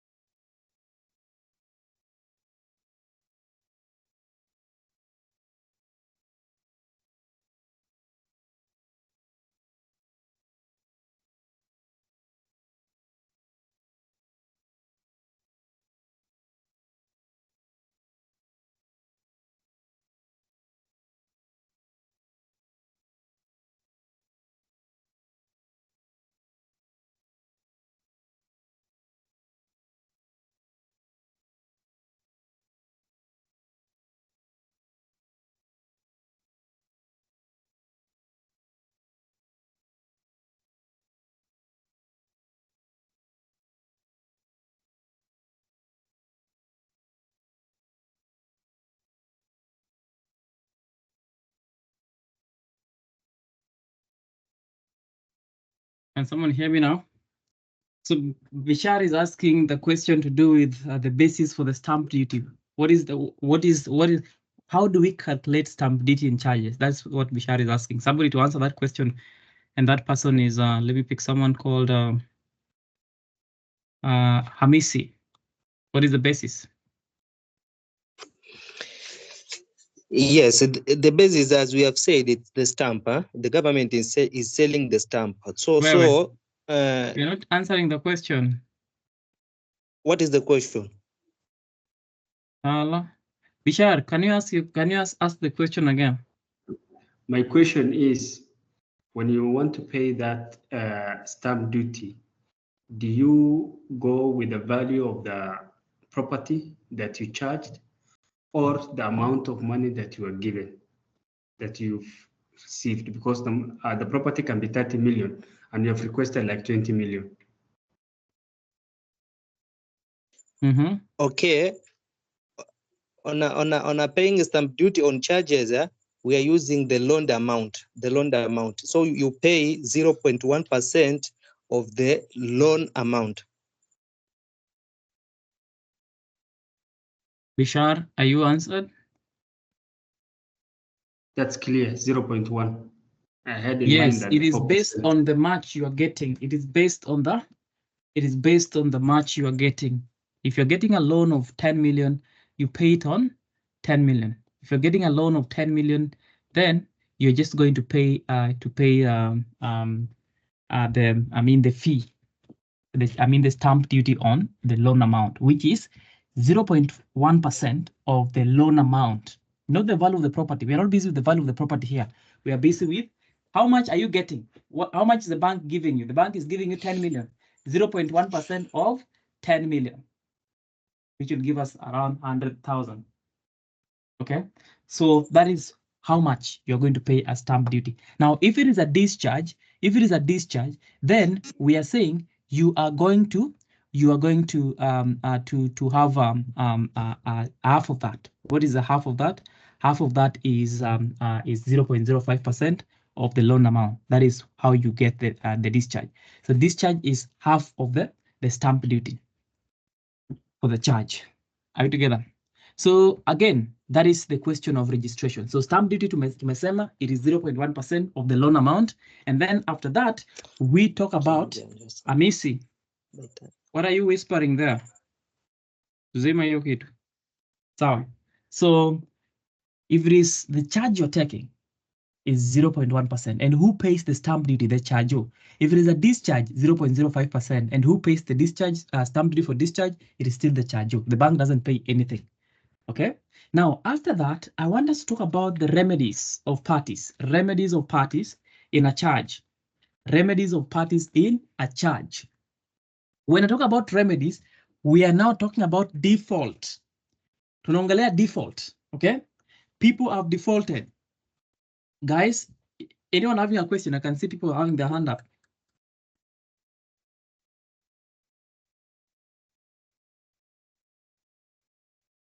May I proceed? You have a question? Proceed. Yes. So what would be your comment? I think that would be, I don't know if it's going to answer it under remedies or under default, but I wanted to ask what would be your comment on what we call asset finance in regards to charges. What? And asset finance.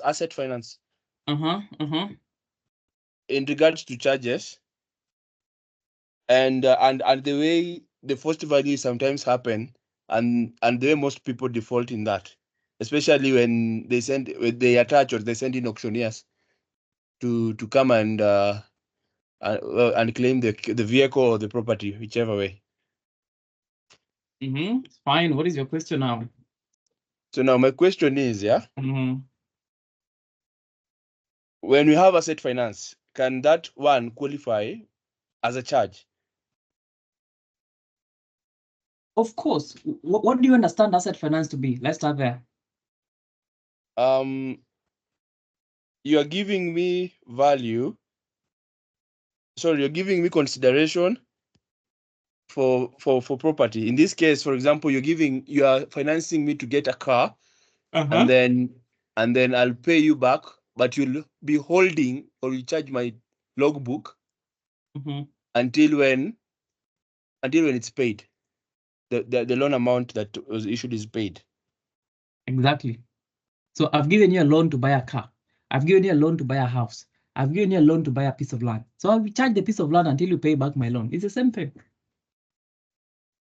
So now, the question now in this case then is, I think I even read another one on the papers the other day that a guy had paid and was left with only 100K, but the car was sold for that much. Yet this was not the value or the first value in this case. Now, we don't care how much you're remaining. Even if you're remaining with 1 bob and you can't raise 1 bob, we will sell that car and give you the the remaining balance. But remember, there is valuation that is supposed to happen. The valuation that is supposed to happen is supposed to give us the value of the property. We're supposed to sell it at the market value. So if the car was sold at 100,000, of course that is extremely weird. Why would they sell a car at 100,000? Which car will you buy at 100,000? Even a toy car you cannot buy at that much. But that is extreme. Of course, you take them to court and they need to reimburse you for selling that car. You set aside that sale. It is a regular sale. There are rules of selling the car or selling any property. Of course, we're talking about cars because car is not land. But even while you're selling land, you cannot sell it way below the value. So if you don't get the full sale value, you don't sell the car at all. Or don't sell the land at all. If you sell the land at all, you will reimburse. And that is one of the duties of the bank. When you're selling the property, your first duty under the act is to get the best price. You have to get the best price. You cannot just sell at a throwaway price because you want to get your money. So that is criminal. That is illegal. They need to be taken to court and they need to pay back. Okay? Okay. All right. So that also says that don't take a loan to buy a car. Utabaki hapo ukitembea na gari yako imeuzwa 50 bob. So chapa tu na mguu mpaka Mungu akubariki. Akikubariki nunua gari. Lakini hizi za loan tutatolewa kwa jamu, mwambie we fikisha na mguu. Hii gari tumeenda nayo kuuza. But anyway, sawa. So I want to talk about remedies. Remedies in terms of what are some of the remedies of parties. Now remedies, when you talk about remedy, we're just saying that someone has defaulted. Now there's only one person who can default. Okay. Now, before I get to remedies, I'm just giving you an assignment on the duties of parties, duties of the advocates. So what are some of the duties of the bank's advocate? What are some of the duties of the charges advocate? Now, in practice, it will just be one advocate, unless the property is worth multi-million. But in practice, where somebody is looking for 2 million, 3 million, that is not something that you want two advocates. Because you remember, you still have to pay the bank's advocates. So normally you go to the bank will refer you to their lawyer. And then that lawyer will do everything for you and you pay that lawyer.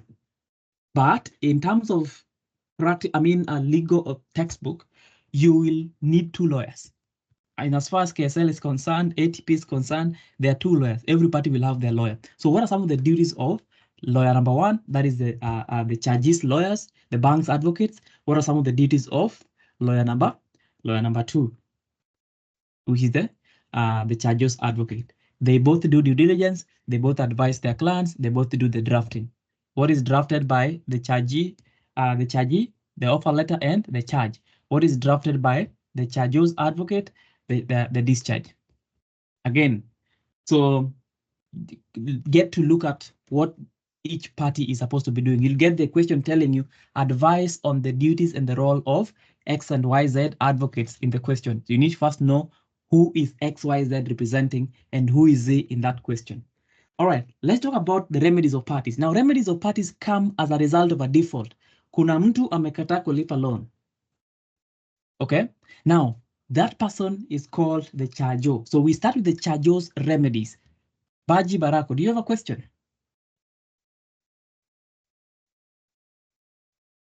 No, it was an older. All right, so the charge's remedy. The charger is a person that has charged the property. He has not paid the money. What is supposed to happen if the charger has refused to pay the money, or if he has refused the money? What are his remedies if he has refused to pay? When he fails to pay, what are his remedies? The first one which kicks in immediately, is called the equity of redemption. That is the first remedy, the equity of redemption. Guys, this is a very important right. It's a very important right for anyone who is taking a loan, the equity of redemption. Okay? Now, the moment you default, you are supposed to have what we call the equity of redemption as your first remedy. What is the equity of redemption? The equity of redemption comes from the constitutional right of every person to own a property. You have a right to own a property. Okay? You have a right to own a property. Are we together? You have a right to own a property. Okay? Now, we are saying that even after you default, you still have that right to own the property. So the bank cannot say that, hey, wewe umedefault, hii property tumeenda nayo, hii imeenda. The bank cannot say that because you have the right to get the property back once you pay. So what does the equity of redemption say? The equity of redemption will say that, hey, the moment you default, you have the right to pay the amount of money you've defaulted with together with interest and then get your property back. So defaulting doesn't mean you've lost the property. You will still have the equity of redemption to redeem yourself. Okay? Redeem yourself. How do you redeem yourself? You redeem yourself by paying the money and getting your property back. Okay? That is the equity of redemption. Now, the equity of redemption is absolute. It cannot be excluded even with a written agreement. In fact, the charger cannot say, the charger cannot wake up and say, or when drafting the charge agreement, the charger cannot say that if I default, just sell my property. No. Okay? If I default, sell my property, the charger cannot say that.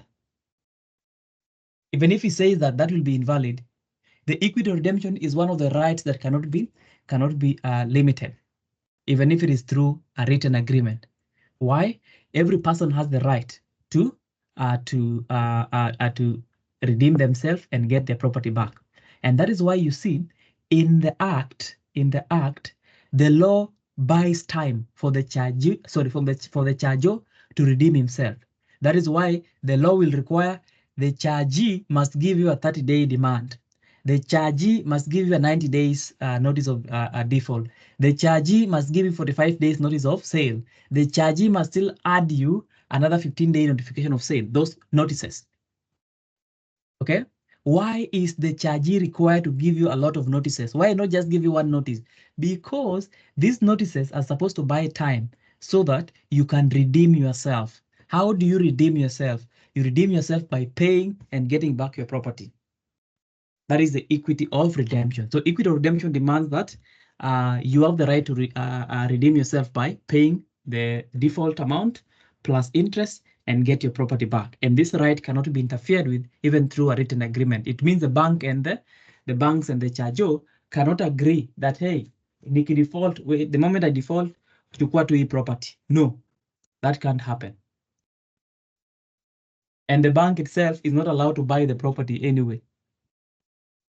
The bank is not allowed to buy that property except in the circumstance where the bank is the highest bidder. Okay, the bank is the highest bidder. That is the best they can get. The bank is allowed to buy, but any other way, the bank is not allowed. Bank is not allowed to buy the property that they're selling. All right, sawa. Now that is the equity of redemption.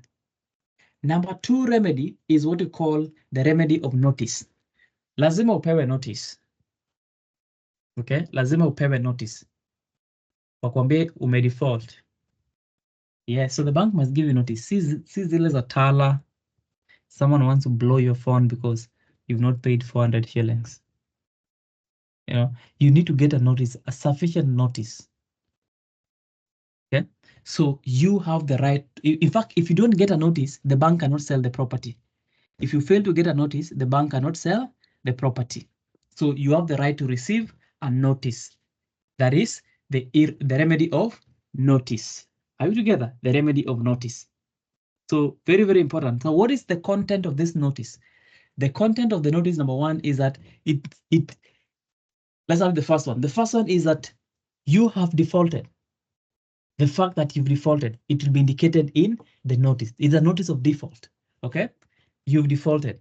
Number two, how you have defaulted by failing to pay this amount of money. Number three, how you should correct the default. Okay, you'll be told you need to rectify the default by paying this amount of money. Okay, the period upon which you're supposed to rectify the default. If it is a 90-day period, then of course you get a 90-day notice or a 3 months notice. Okay, to rectify the default. And then lastly is the consequence of you not rectifying the default. So we are saying that the contents of this notice, that is the the notice in terms of when you defaulted, the first thing is the nature and the extent of default. How have you defaulted? You have defaulted by failing to pay this money or failing to do this. Remember, I've said that a charge can be in the instance where you have failed to perform an obligation, which has nothing to do with money. You didn't go to KSL. Okay? You had an agreement with your father that mimi nitakuwa naenda KSL kila siku library kusoma. Wewe ukitoka kwenyu Thika Road unapita mpaka Masai Lodge Rongai, uingie ndani ya shule, narudi jioni nasema umetoka shule. So your father will sell your land because you had a charge to perform an obligation by going to the library every day, lakini wewe kila siku Rongai, hakuna kwenda library. Then you fail to perform an obligation and your father will send you a notice that, my daughter, you have failed to perform this obligation. Which obligation is it? You failed to go to the library 10 days a week. Okay. Now, the next thing is how that default should be corrected. So you need to correct this default by going back or by paying the money. How long do you have? 2 months. Okay. What if I don't? The consequence. Okay. That is the content of the notice. So the charger has what we call the remedy of notice. This is to receive notice in case they have defaulted. They know they have defaulted, yes, but they have the right to receive the notice once they have defaulted. So I've said very clearly that you need to receive the notice, the extent and nature of default, how you need to rectify the default, the period of rectification, and also the question of the consequence of default. Kamal, what is your question?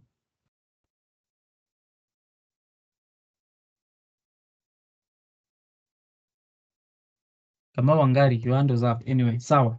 So that is the remedy, the remedy of notice. The third one is called damages. You can go to court and claim damages if the bank is playing with you. For instance, the bank has now sold your property without valuing it. They have sold it at a loss. So you have the right to go to court and sue the bank for damages. Okay. At the same time, you can go to court for injunctions. Injunctions, normally permanent injunctions, to restrain the bank from selling your property. And this normally you get through a plaint. Just go through a plaint and you sue the bank for trying to sell your property irregularly. So you get injunctions, so damages, injunctions, and then of course you have the power to reopen the charge. The remedy of reopening the charge. Okay, reopening the charge simply means that you don't agree with the charge. You think the charge is unconscionable, like those national bank charges where interest rate was 48%. You get a loan and the interest is 48%. So you will pay until your children will pay, the children of your children are still paying. Okay, so that is an unconscionable charge. It is one-sided. Okay, it is unfair contract, and therefore you will have the right to reopen the charge. So the court can order that charge be reopened and some of the terms in that charge be renegotiated, including the interest rate and the consequences. Okay, and then of course you have the right to discharge. The right to discharge, if you under Section 85, if you've paid the property, you paid the money that is required of you, you have the right to have your property discharged. And of course, you can compel the bank to discharge. Okay, and generally you have the right to bring an action against the bank's remedies. Now, normally the bank will have the 5 remedies. Now, anytime the bank is trying to exercise any of the remedies, you have the right to go to court to stop that remedy. That is called an action against the bank's remedies. So you can go to court to get an injunction, restraining order, to anything you want to pray for the court. From the court. You have that right. So those are the remedies of the charge. The charge. I've said the first one is equity of redemption. The second one is the remedy of notice. The third one is damages. The fourth one is injunction. The fifth one I've talked about the power to reopen the charge. The sixth one I've said discharge, and then last one I've said the power to have. The remedy of action against the bank's remedies. The bank's remedies are the ones I'm going to list. You have a right to go and have the court to stop it. Those are the remedies of the chargee. Now, if you get a question where somebody is the one being the chargee, the other one is the chargee, and you're told what are the remedies of person X, confirm if that person X is a chargee. Are we together? Now, that being said, it is exactly 7:30. So I don't know whether we should proceed to the charges remedies, but just in passing, I'll mention them in passing, and then we shall come back and talk about the charges remedy of the statutory power of sale. We'll come back to power of sale. Okay. Now, what are some of the charges remedies? Charges remedies. There are only 5. We discussed them in MPSR. What are some of the charges remedies? There are only 5. Someone to list them. The charges remedies. The charges, the bank, what can the bank do? You've defaulted, umekataa kulipa loan. Bank inafaa ifanye nini? Bank inafaa ilie, bank inafaa ifanye nini? Aha, Effie, what are the remedies of the bank? Statutory power of sale, appointment of a leasing the property, suing. Can't remember those. Okay, what is the last one? And go to Caroline.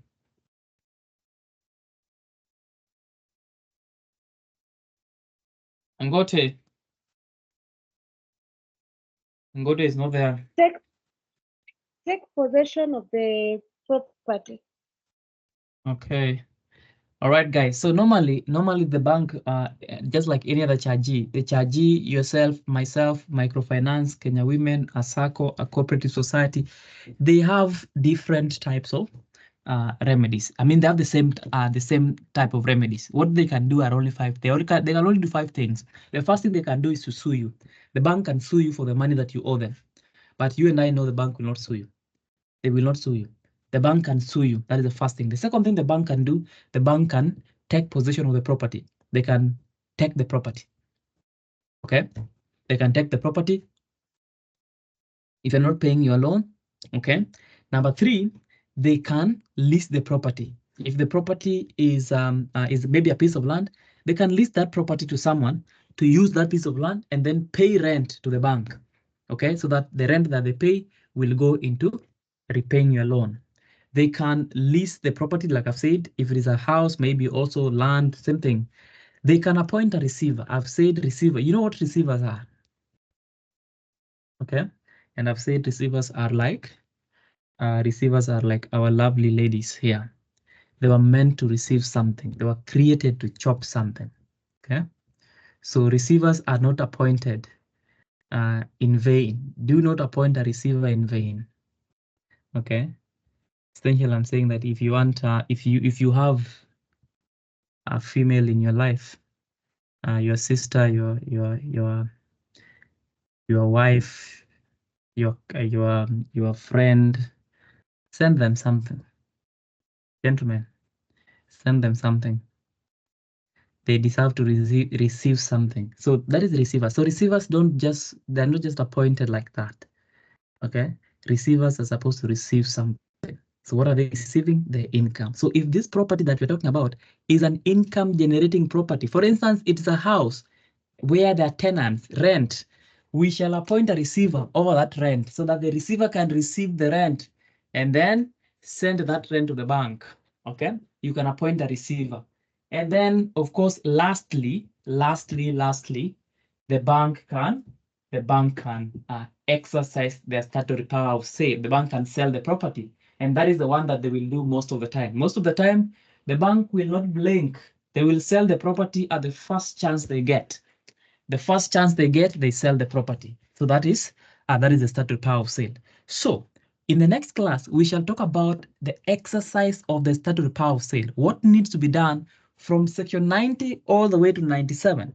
What needs to be done when the bank is exercising their statutory power of sale together with all other remedies? I mean, all other remedies, yes. But normally I've said the notices are the most important thing. The bank must give notices. So the first notice is a 30-day demand. The 30-day demand, that is the first thing the bank will give you under section 90. The next thing is a 90-day notice, 90-day notice of default.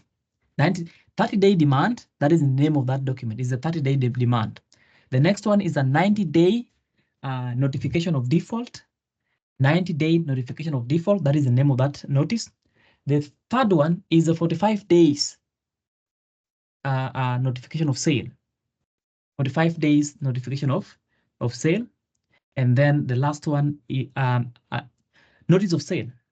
And then the last one is 15 days notice from the auctioneer, of course, which is to notify you that we are going to sell the property, notification of sale. Okay, so I've said 30-day demand, 90-day notice of default, 45, 40 days, sorry, not 45, 40 days notification of sale or notice of sale, notice of intention to sell, and then 45 days redemption notice from the auctioneers, and then 15 days notification of sale. Those are the notices. I will start again for those who have not written them down. The first thing you get is a 30-day demand. The bank will demand from you 30 days. Hey, my friend, you've defaulted. We demand this amount of money.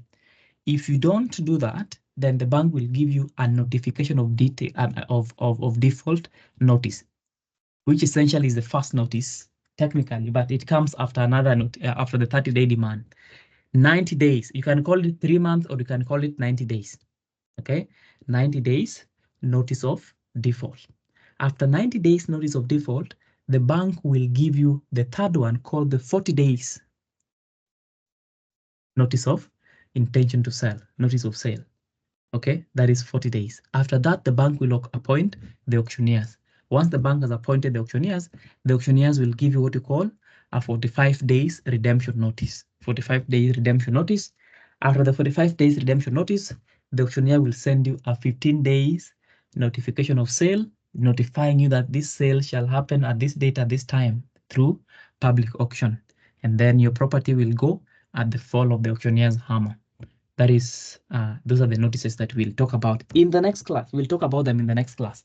But essentially, we're just done with that remedy. But anyway, we'll discuss them in the next class, and then we shall connect that with variation of charges, and then we shall start the last main topic, which is the rights in alieno solo. After the rights in alieno solo, we shall resume to something else. Now, in the next class, next week, we are resuming to having 2 commercial classes.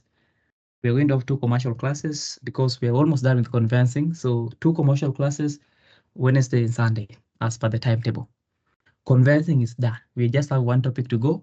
We'll talk about conversion of titles, change of user, leases, extension of leases, renewal of leases, community land, and we're just done. It's a very short thing, by the way. Si mingi sana.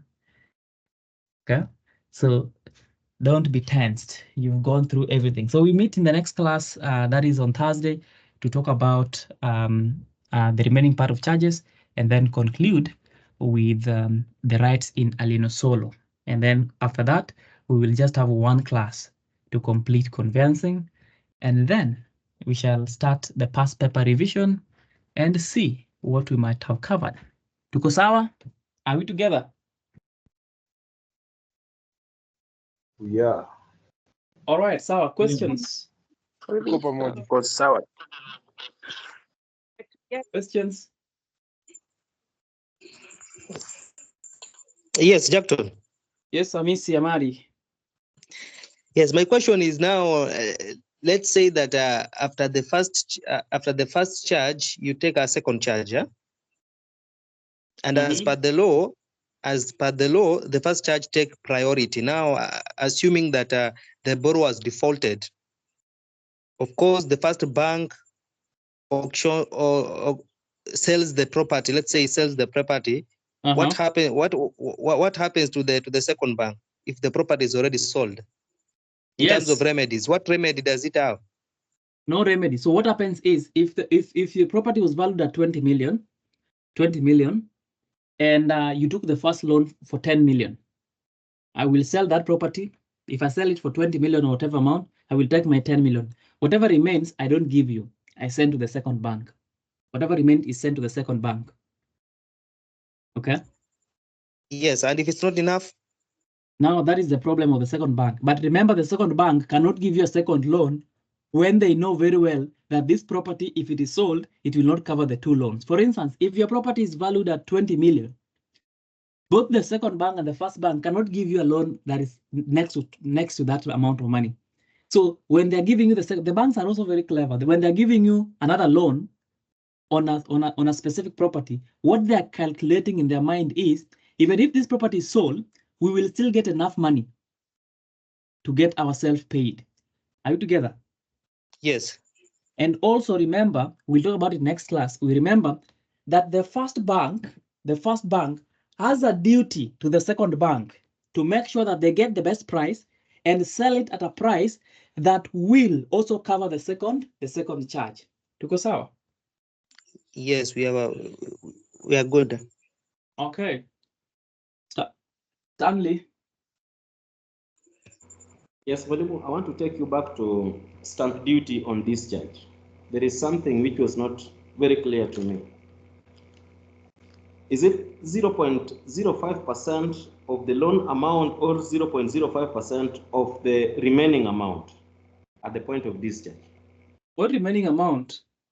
Because by the time you are discharging this thing, maybe you paid part of the loan and the loan is not as per the original amount. Who told you, Stanley? Who told you that?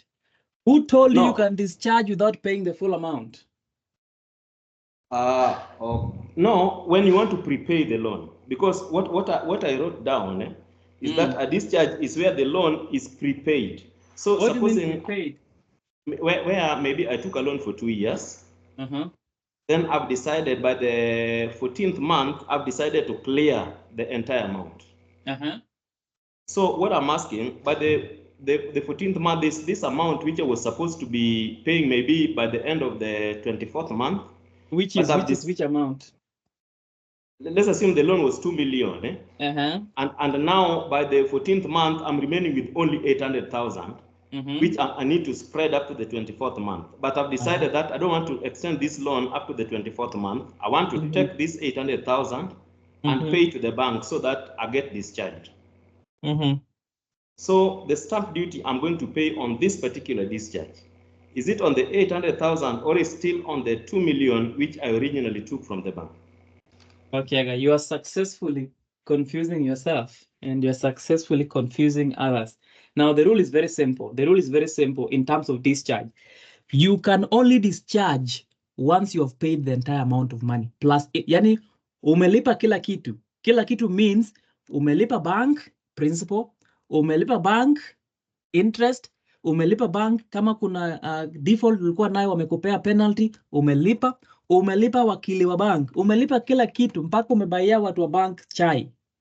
That is when you will register the discharge. By the time you are registering the discharge, you don't owe the bank even 1 shilling. Okay? And therefore, a discharge is a document that is done when you've paid everything. Everything. It's not about prepayment. It's about everything.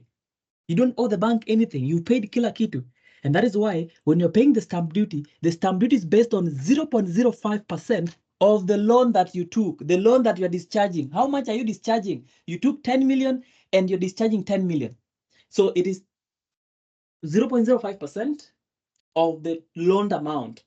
The stamp duty on charge is 0.1%. The discharge is 0.05%. Are we together? Thank you. It's very clear now. Thank you so Now, much. on the question of paying earlier, you know this very well. Banks don't allow you to pay early. Banks don't allow you to pay early. they discourage you to pay early. In fact, they will tell you to pay in 24 years. They'll give you a loan going for 24 years. They don't want you to pay early. But you can pay early, but they don't accept early payment. In fact, if you want to pay early, the interest rate will go up. But what does the law say about payment when you're paying early? If a loan was supposed to expire sometime later in the year, but you decided to pay early, you will pay an additional 1 month interest. So the penalty for paying early is a 1 month interest. So if you're paying 20,000 per month as interest, then if you're paying that loan in March, if you're paying it in March completely, then you'll have to pay also the interest for April. That is the punishment for paying early. That is 1 month interest for 1 month. But normally the banks will not want you to pay early. But you can pay early. They can't refuse you. They can't refuse you from paying early. But of course, if you want to pay early, if they get a hint that you want to pay early, then the interest rate will go very up because that is how they make their money. Okay? Banks don't give you loan that weenda tumia pesa na urudishe kesho. They don't want that. They want you to stay with it. The more you stay with it, the more you pay them. But the law allows you, because of that protection of the chargeo, the bank allows the law allows you to pay early. If you're paying early, you have to pay with additional 1 month interest. So if you're clearing the entire loan in March, you pay, if it is an early payment, you pay up to April, the interest for April, which is now the punishment for you returning the money early. The bank doesn't want the money back. Tuko sawa Wakiaga? Yeah, we are okay. We are okay. Thank you so much. All right, guys. So that is it for now. I don't think there's another question. I will stop the recording. You know the rules about recording.